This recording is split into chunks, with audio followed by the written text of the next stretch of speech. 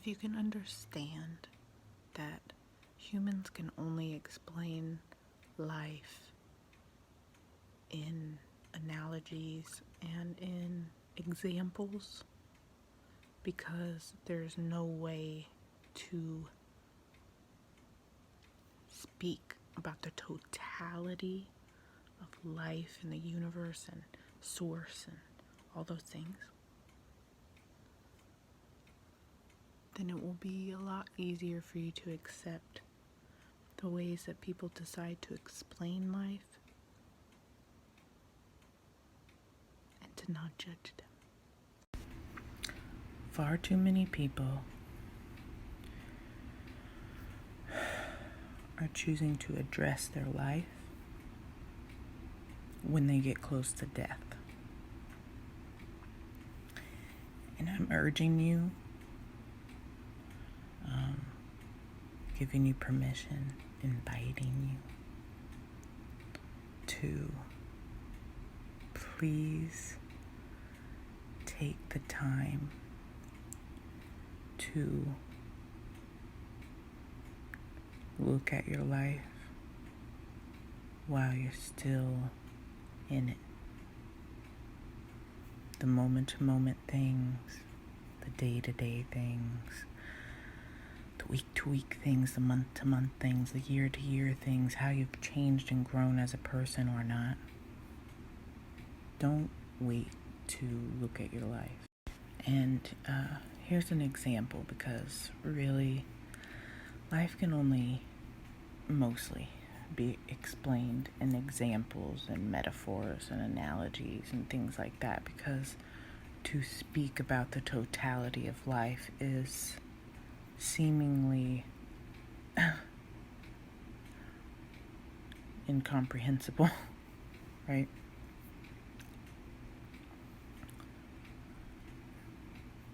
So here's an analogy for you. It's as if you were given this bathtub, okay? And I know this is a silly example, but some people even do this physically. But this is a lot of what we're all doing to our lives and our souls and our beings while we're alive also. So say you're given this bathtub when you're born, so much so that you're born in the bathtub, okay? And then you grow up in this bathtub. The bathtub gets worn and torn. You're using it a lot, living in it every day. And you never take the opportunity to wipe the slate clean, to wipe the bathtub clean. Okay? You never take that opportunity. So by the time you reach old age, you have accumulated so much muck onto your bathtub life that you can't even use it properly anymore. Now, that's the most ridiculous analogy, okay? But what we're doing is kind of ridiculous sometimes. Don't wait to look at your life until you're close to death.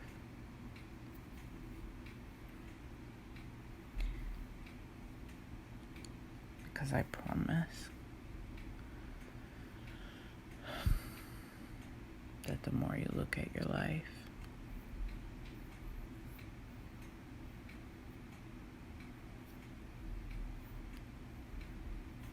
the more at peace you'll be when you come to death. And in the same way, I'm talking about wiping the slate clean in a physical manner sometimes. Mostly what I'm talking about is wiping the slate clean in an energetic manner. Getting rid of all of the debris, all of the baggage, all of the clutter, all of the things that you carry energetically on a day-to-day, moment-to-moment, life-to-life basis. If you don't turn around and focus on that stuff and clear it out and sort through the shit that you don't need anymore, you're gonna make life far more difficult for yourself than it needs to be. And like I said, most of us don't ever get to that point until until we're close to death. And I just encourage you to do it now while you're in the middle of your juicy life. So, a true awareness that I knew, but then I logically came to it, right? And it made sense, and it didn't feel like I was doing something wrong. People only come to me if they want to change their life. That's it, that's all. So deeply true and ingrained in my life that I'm even just speaking from my personal life, let alone my business life. If you're not ready to change, I'm not the person for you. That's it. That's literally it. If you are ready and willing to change and will do anything to do so, please come to me, because I will hold you and love you and cherish you and celebrate and cheerlead and encourage your transformation through every single step of the process. Okay?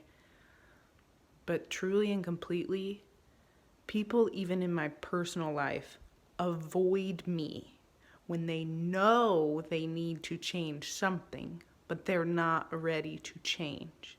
If you're not ready to change, I'm not the person for you. And to clarify, people don't avoid me because I'm gonna say something. They just avoid me because my energy exudes truth and transformation to such a degree that it's uncomfortable to be around me if you are in a space that you know you need to change, but you're not ready nor willing to do so. Does that make sense? When you know there's something that is yearning to be transformed and you're not taking intentional steps to do so, it's uncomfortable to be around me and my energy, because I just truly embody transformation and truth. And so if you're not living in a space of truth for yourself, you probably don't want to be around me. When you have a moment of feeling uncentered, a moment. Question. When you are feeling uncentered, what is your go-to to recenter yourself? One, do you just allow it to be and stay uncentered and try to naturally allow it to flow back in? Do you do something specific? Do you get really frustrated and kind of gets it worse before it gets better? And this isn't really a answer for anyone else except yourself type of thing, just so that you know that that thing that you do, does it work for you? If not, are you open to changing it? And if it does, have you acknowledged that sweet spot that you've hit where you can trust it? There's this weird normalcy and expectation and then desire of setting something in stone and then having it be that forever. The certainty, right? It's the for sureness,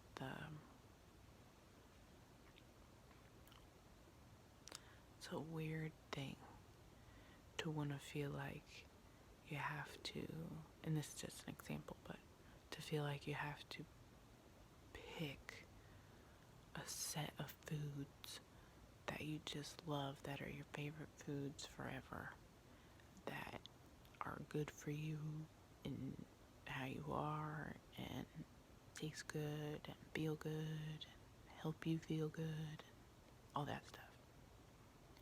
And then that's what you have forever.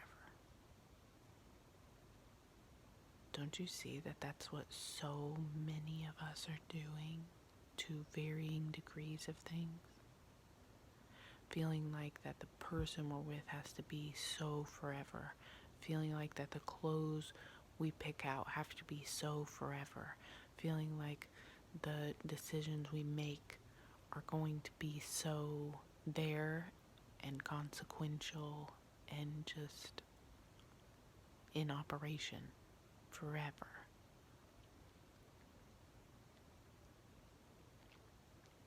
Y'all know that's not accurate, right?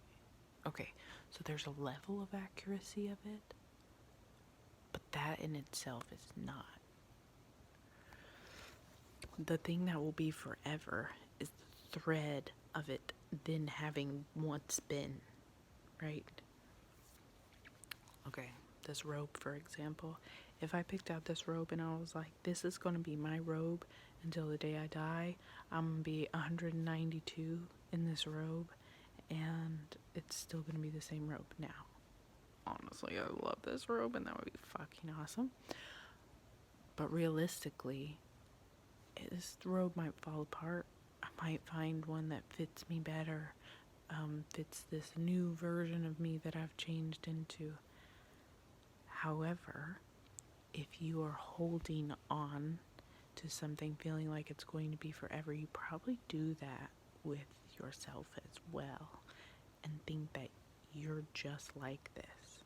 This is just how I am. I'm going to be like this forever. I've been like this forever. I'm going to be like this forever. Now, that's okay if it's benefiting you and adding life to your life, okay? But if it's draining life from your life, if this is a source of frustration for me every time I see it because it has holes in it, or because it's dirty, or the arm is falling off of it, or something like that, and it like doesn't really work for me in the way that it once did, I don't have to keep holding on to this. This isn't putting life into my life anymore. I can let it go. It's okay to let it go. Because then you can also know with a sense of truth and honesty, if it goes to somebody else, it's going to go to somebody else who needs it. And if it doesn't go to somebody else, it lived a good life.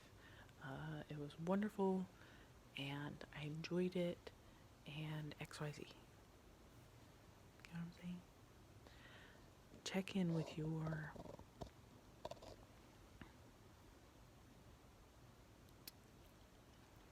what would be the word that I'm really looking for?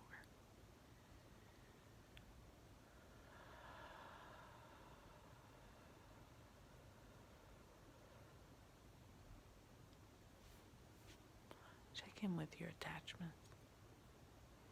The attachments that you have inside yourself, the attachments to who you are, and then everything else also. Just to clarify, this is not me saying that it's a bad or wrong or any of those things that aren't actually true way to live if you do eat the same thing every day and that benefits you and you enjoy it and you love it and all that stuff. But the issue, that's what I'm saying, the issue comes in is when we have this expectation that things are going to be the same forever, and then we experience this heartbreak and heartache when things naturally change, as they always will continue to do forever. That's what I'm saying. Hey guys, so I wanted to holler at you real quick and tell you that when you are in a space of self-trust and life comes in and shakes your life bottle, when you're in a space of self-trust that doesn't feel so jarring, doesn't feel so life-altering, it doesn't feel so debilitating, right? And there are ways to cultivate and practice and exercise self-trust no matter what level of self-love and self-awareness and growth you're at. And it's not even a level thing. That's just the most human word that we use to describe it, right? But whatever spot you're on with it, there are ways to cultivate deeper self-trust so that when life comes along and goes real quick, you don't feel so shaken. I've realized the more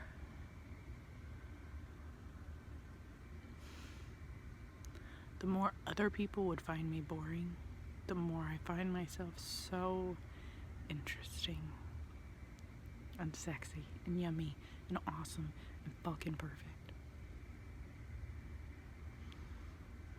Let me bore them. Okay, here's what ended up coming after we were done, which is kind of what normally happens.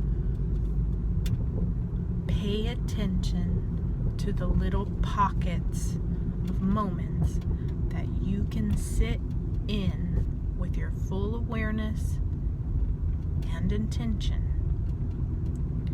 Because then when you sit in those moments, they will expand and become larger moments. So then in essence, you will have been paying attention and transmuting that moment for longer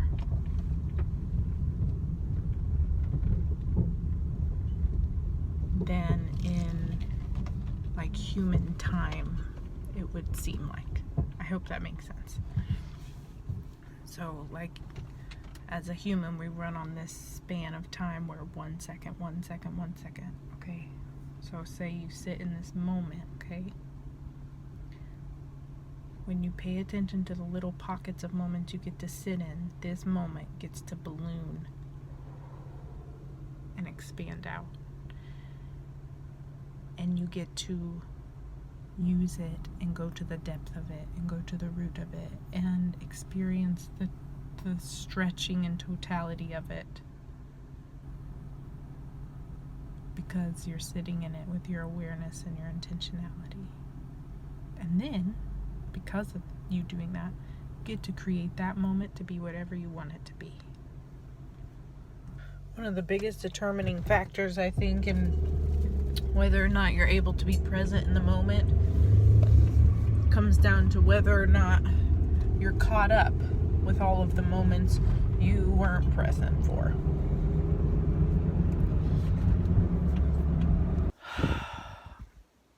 I want us to get in the habit of trusting that the truest moments of our lives, like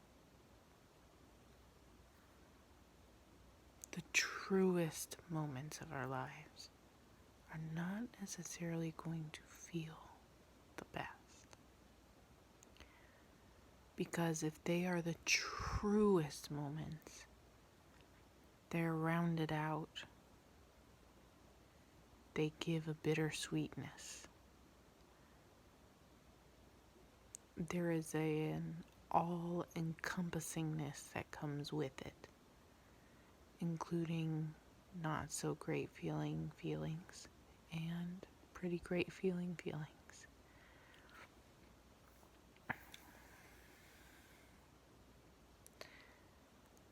So if we can get in the habit of remembering things like that when people say like amazing things are gonna happen, maybe don't necessarily think of amazing as like, oh wow, this big grand fireworks show of epic proportions of just joy explosion where your head just fucking falls off.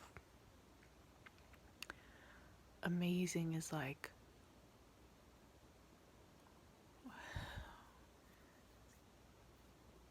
wow, I understand why this one part in it doesn't feel so great and why it has to be like that. And and why it matches up with this other part that does feel great, and they harmoniously tie together so well, and it's so perfect in its way, like that.